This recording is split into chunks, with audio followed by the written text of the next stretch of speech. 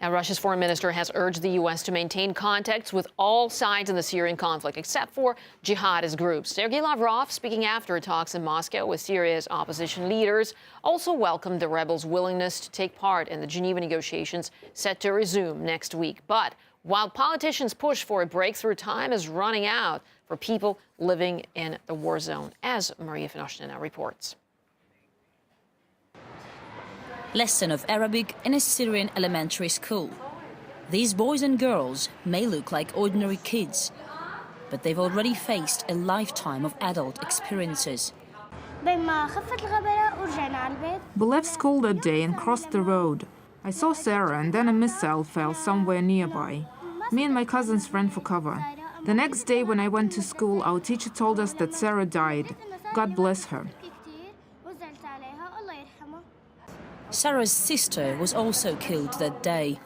Hadija is now afraid to go to school, but she responds with a bravery that many grown-ups would be proud of. I hear from my parents, teachers and friends that there is a lot of people dying, but I will not surrender. I will continue to study to rebuild my country. Amid the violence of a protracted war, the kids grow up very fast. I feel afraid because of this, and I feel sad because it's not okay to see kids killed like this. It's not good that Syrian kids die like this. Ziad is 11 years old. The Syrian conflict has claimed 4 of his relatives. He was 8 when it started, and he's had no real childhood since. I ask myself, these girls, why did they die? They have nothing to do with this conflict, so why did they die?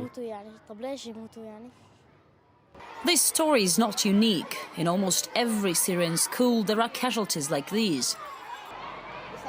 Last November, the entrance of this school in Damascus's old town was hit by 3 mortars. 4 children and a bus driver died at the scene. I haven't been able to accept these deaths until now. They were my kids. I can clearly see their smiles and hear their voices. I still see them in my dreams. Nothing can justify this. No religion, no amount of thinking makes it acceptable. But life, the principal of the school tells us, must go on. Our grief and pain is immense. Both the children and the administration have been deeply affected, but it's also encouraged us to continue our teaching and our learning. The mission of education is to bring up new engineers, new doctors, new teachers, to build up this country. We have to resist this violence. And this will be anything but an easy mission. After a short break, kids at this school in Damascus are back to their classes.